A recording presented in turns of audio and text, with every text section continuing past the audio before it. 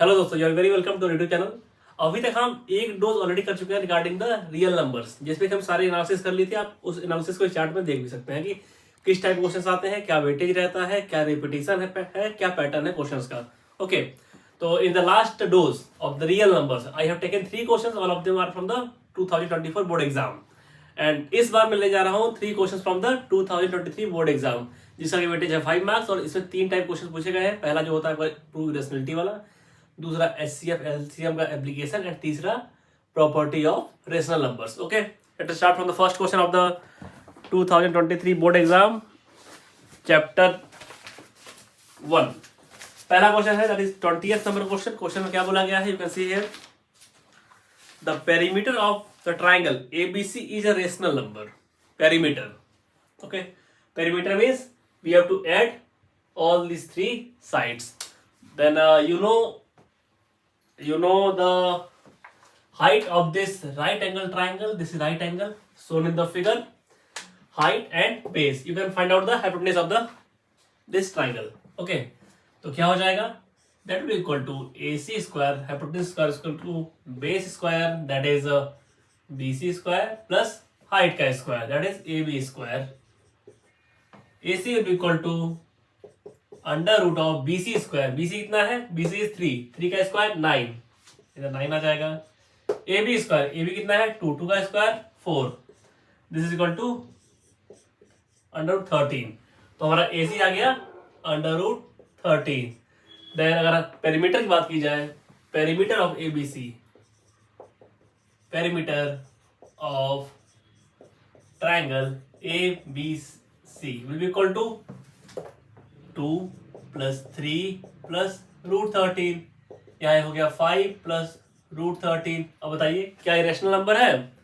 इनका जो पहला स्टेटमेंट था, असर्शन था, the perimeter of triangle ABC is rational number. क्या रेशनल नंबर है 5 plus रूट 13? बिल्कुल नहीं, this is not a rational number. Then assertion is a wrong. अगर असर्शन रॉन्ग हो गया तो हमको क्वेश्चन में आगे पढ़ना ही नहीं है, हम सीधे कह देंगे option number D.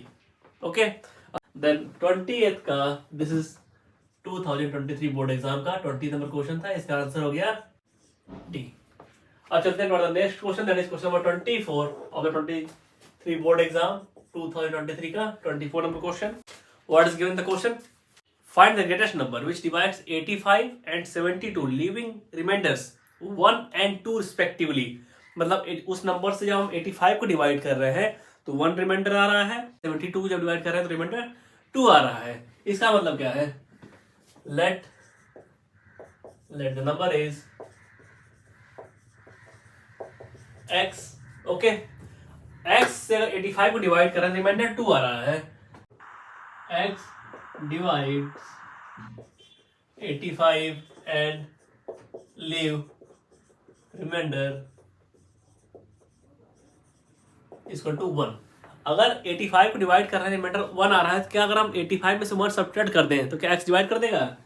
Therefore x divides 85 minus 1 equal to 84। Okay, वही दूसरा स्टेटमेंट क्या है, जब 72 को हम डिवाइड कर रहे हैं x से, x divides 72 and leave remainder, कितना रिमाइंडर आ रहा है, दैट इज इक्वल टू 2।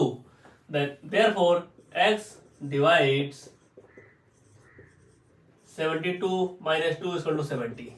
तो x जो है 84 को एंड 70 को कंप्लीटली डिवाइड कर देगा। ओके, अब क्वेश्चन ध्यान से पढ़िए, find the greatest number.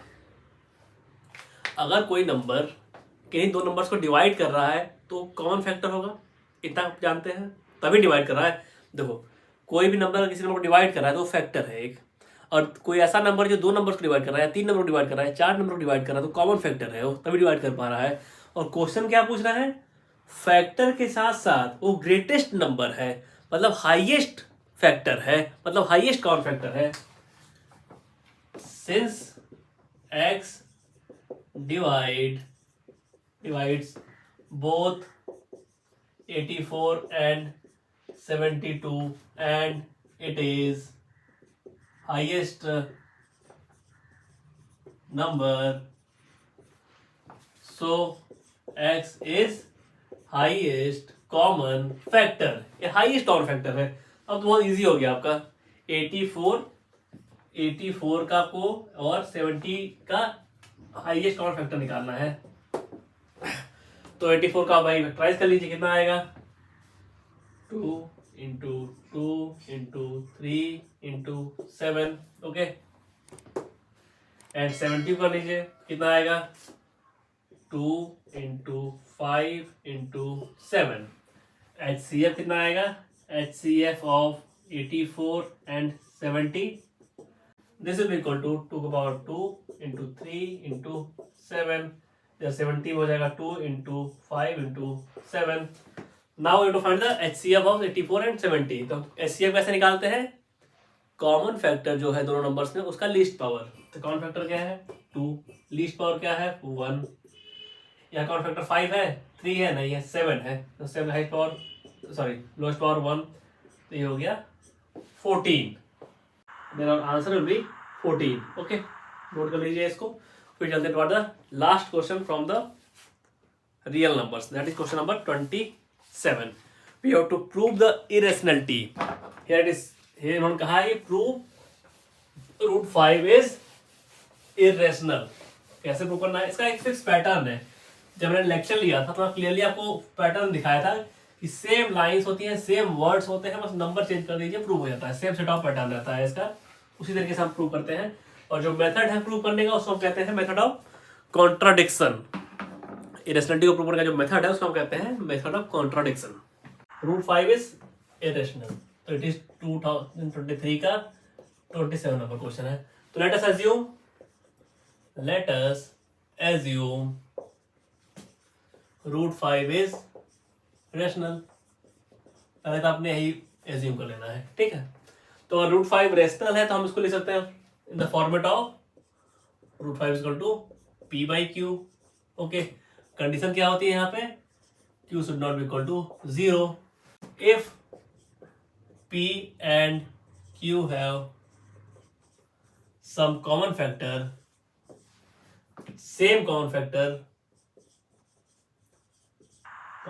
then divided by that common factor, then divide both P and Q by that common factor, okay। उस कॉमन फैक्टर से डिवाइड कर दिया, तो ये क्या हो जाएगा, अगर हम P एंड Q को दोनों को सेम कॉमन फैक्टर से डिवाइड कर देते हैं मतलब कि ये को प्राइम नंबर्स आ जाएंगे। अब यहाँ हमारा आ गया R एंड S, यहाँ कंडीशन क्या आ जाएगी, R एंड S आर को प्राइम नंबर्स, को प्राइम नंबर्स। आई होप कि आप लोग को प्राइम नंबर्स जानते होंगे। को प्राइम नंबर्स वो होते हैं जिनमें कोई कॉमन फैक्टर नहीं होता एक्सेप्ट 1, जैसे कि 3 एंड 5 कॉमन फैक्टर क्या है ओनली 1, 5 एंड 7 कॉमन फैक्टर क्या है ओनली 1, 7 एंड 13 कॉमन फैक्टर क्या है ओनली 1, 13 एंड 21 कॉमन फैक्टर क्या है ओनली 1, लाइक दिस कि दो नंबर्स के बीच में कोई कॉमन फैक्टर ना हो एक्सेप्ट 1। तो इसको हम क्या करते हैं, क्रॉस मल्टीप्लाई कर लेते हैं, root 5s equal to r, इसको स्क्वायर कर लेते हैं, स्क्वायर हम क्या आ जाएगा 5s square equal to r square. It means देखिए अगर इसको देखना चाहें तो r square equal to 5 into s square, okay. And 5 is a prime number, अगर r square equal to 5 into s square लिखा गया है इसका मतलब 5 will divide r square, 5 divides are square, okay. Since 5 is a prime number, एक theorem पढ़ी थी हमने कि अगर कोई प्राइम नंबर किसी नंबर के स्क्वायर को डिवाइड करता है, लाइक अगर कोई नंबर है a डिवाइड कर रहा है b स्क्वायर को और a आपका प्राइम नंबर है तो a जो है b को भी डिवाइड करेगा, okay. Therefore 5 divide r also, okay. 5 जो है r को डिवाइड करेगा, तो अगर हम 5 r को डिवाइड करें तो हम r को कैसे लिख सकते हैं, r can be written like 5 into, okay, 5 factor हो जाएगा r का, ओके। एक स्टेटमेंट पहला आया। अब इसको भी जो r इक्वल टू 5 के है इसको पुट अप कर दीजिए in the, this is second equation, this is first equation. Put r equal to 5 k in first equation, okay, यहाँ पर करेंगे कितना आएगा 5s² ऑलरेडी यहाँ पे है, r स्क्वायर क्या रखना है 5k², तो हो जाएगा 25k², 5 cancel, s² equal to 5k²। Okay, यहाँ फिर से ऑब्जर्वेशन एक है कि s² equal to 5 into k², it means 5 is a factor of s²। अगर 5 फैक्टर है s² का तो 5 विल डिवाइड, 5 डिवाइड्स s²। अब again same thing, 5 is a prime number, it divides a square of a number, so 5 will also divide s, therefore 5 divide, it is a theorem, आपने पढ़ी है in the chapter 1, 5 divide s। Okay, तो now यहाँ ध्यान दीजिए, पहला हमारा observation आया था, कि 5 डिवाइड्स r, सेकेंड ऑब्जर्वेशन आया 5 डिवाइड्स s। ओके, एंड यहाँ क्या आया था हमारा, देखिए r एंड s आर को प्राइम नंबर्स, हम पहले ही ये देख चुके हैं, r एंड s आर को प्राइम नंबर्स, तो r एंड s के बीच में एक्सेप्ट 1 कोई भी कॉमन फैक्टर होना ही नहीं चाहिए था, since r and s are को prime numbers, there should not be any common factor except 1। यहाँ 5 कॉमन फैक्टर आ गया, which is 5, it implies that 5 is common factor of r and s। it contradicts with the fact, it इसी को कहते हैं contradiction method to prove anything, it contradicts the fact r and s are co-prime numbers. Okay, ये contradiction हो गया, यहाँ पे contradiction आ गया। This contradiction arisen due to, क्यों हुआ ऐसा कॉन्ट्रडिक्शन, क्यों आ रहा है, this contradiction arisen due to this contradiction arisen due to the wrong assumption, this is the wrong assumption, ये हमने एज्यूम किया था स्टार्टिंग से, due to the wrong assumption that root 5 is rational। okay, hence root 5 is irrational। Okay, ये prove हो गया, और ये एकदम सेट पैटर्न मेथड है, अगर यहाँ कोई √3 बोल दे तब यही करना है, √2 बोल दे तब यही करना है, √7 कोई बोल दे तब यही करना है, हमेशा यही करना होगा। ओके, तो आज के लिए इतना ही, नोट इट डाउन, इस सेट पैटर्न है, और ये अगर पहली बार क्वेश्चन पूछा जाएगा आपसे तो आप नहीं कर पाएंगे जब तक कि प्रैक्टिस ना हो, और प्रैक्टिस आपको ये करना है 3 से 4 बार इस क्वेश्चन की, तभी आपके दिमाग में सेटल होगा, और पक्का क्वेश्चन आने वाला है आपका या तो 2 मार्क्स में या 3 मार्क्स में या 5 मार्क्स में भी आ सकता है, प्रोबेबिलिटी कम है 5 मार्क्स में आने की, लेकिन आ सकता है, बट 3 मार्क्स या 2 मार्क्स में तो आना ही आना है, ये वाला क्वेश्चन एक सेट है, ये 2 नंबर आपके फिक्स है इससे। ओके, तो आज के लिए इतना ही, and will meet in the next dose again, and and keep preparing for the board exam, क्योंकि बहुत ही कम दिन बचे हुए हैं आपको, और मैंने एनालिसिस की थी इस चैप्टर की in the first dose of the real numbers, उसका लिंक मैं डाल दूंगा डिस्क्रिप्शन में, आप देख लीजिएगा, वहाँ से आपको काफी हेल्पफुल रहेगा। Okay, thank you for listening me and have a good day.